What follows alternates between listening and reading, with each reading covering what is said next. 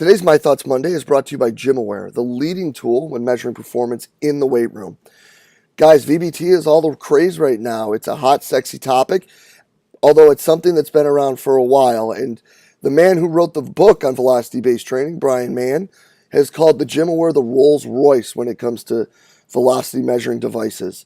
Guys, the ability for you to shoot all your information right up into the cloud and store it right away is enough for me right there to make sure that this is something that I had in my weight room. Putting things together with instant feedback as to how the reps are being performed. On top of that, with the x-axis correction, so you don't have to necessarily worry about direct positioning when you're performing the exercises. Tying that in with the visualization of everything and the ability to allow the athletes to compete. Make this an absolutely stellar tool and something I couldn't recommend you having in your weight room enough. Hop on over to kinetic.com.au today and see everything that they have to offer. Hey everybody, if you enjoy the podcast and the content it provides, be sure to hop over and check out the community. The community is an exclusive members website that is just an extension of what we do here in July at the Central Virginia Sport Performance Seminar. What it is a combination of video lectures, a coach's corner with your Monday morning take-home information, and a forum where you can talk about anything and everything related to the field of strength and conditioning. In the community, you'll find content added each month from some of the top practitioners in the world, ranging from PhDs to high-level coaches, bringing you exactly what they're doing with their athletes or their research at the present moment. On top of that, an additional discussion by coaches bringing you that Monday morning information, things that you can add to your training program right away. Tying that in with the opportunity to discuss with coaches around the world in the forum on anything and everything from the topics addressed in these presentations to whatever you're seeing in your daily life as a coach.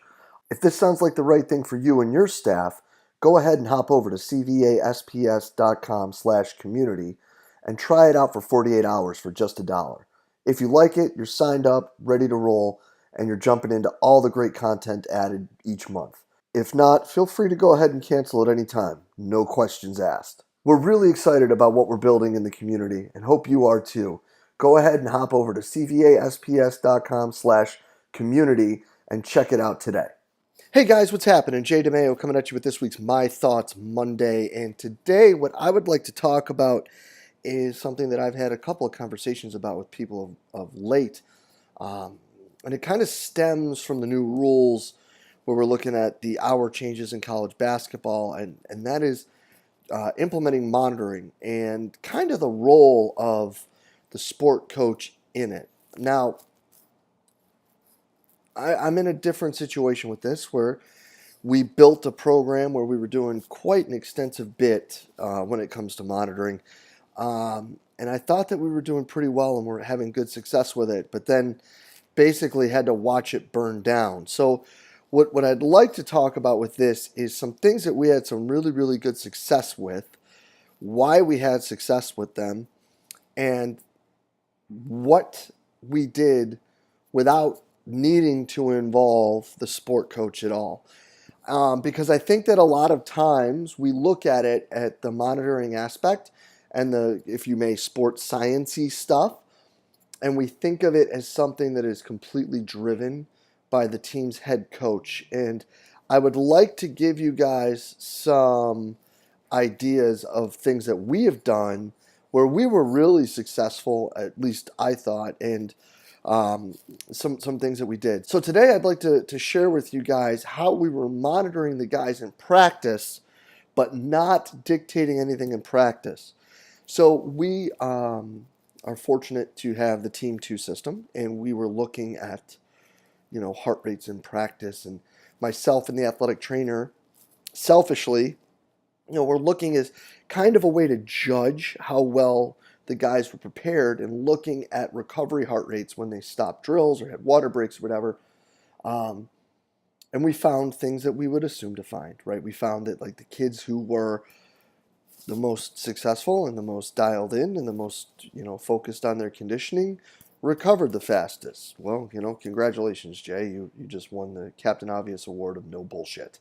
But yeah, on top of that, what we did is with that system, you're able to calculate caloric expenditure of practice. So it gives you that training load, which is your trim score, and the caloric output for practice. So something that we decided to do is we were having breakfast with the team, and I met with the university's nutritionist, and we broke down what the student athletes are given into two categories, and it was just red and blue, like our colors, right? We're red and blue. Red was protein sources, I believe, and blue was our carb sources. And what we did is we had it set up into 150 calorie servings, if you may, and the guys were asked to select an amount that would end out equating to what we had them burning at practice. On top of that, we were giving them a snack bag for the day, and they also were provided with a smoothie that they built, if you may. They chose what was in it at breakfast. We brought it with us to practice, post-practice. And what the goal was for us at that breakfast with the snack bag, the smoothie, and with breakfast, so the reds and the blues, was to provide them at least with as many calories as we were asking them to go through during practice. Now, how did we track this to see if we were successful? Well, it was basically just a simple if statement where we looked at the weekly average of their weigh-ins versus the week prior, and if the average was less than last week, then the if statement would look at the amount of calories they burned at practice versus the amount of calories we provided.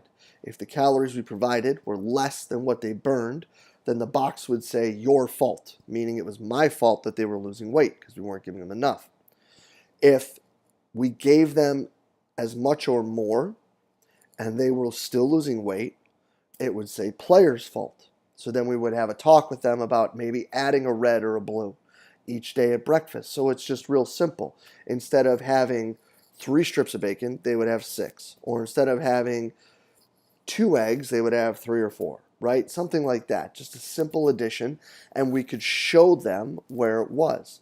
Now, if they were gaining weight and we weren't providing them enough, it would say player win, meaning that they were doing something outside of what we were providing them to make sure that they were doing things well, to which, they were told, and it was, they were encouraged and told how, great it was that they were being professional and handling things. And vice versa. If we were giving them more and they were gaining weight, then it was coach win.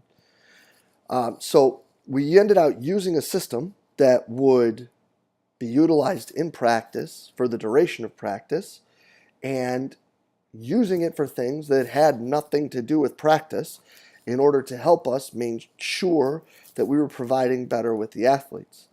The moment we started talking about things that had to do with practice, I think was a moment that we got in trouble.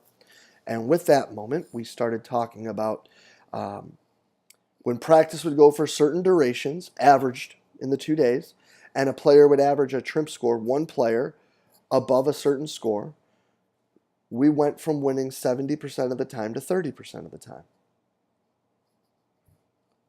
Now, if you're winning 30% of the time and you're a hitter in Major League Baseball, you're going to the Hall of Fame.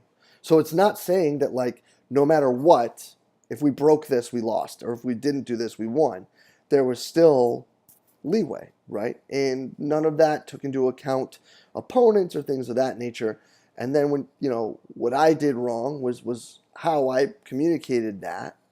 And it was basically taken as we can never do X and Y.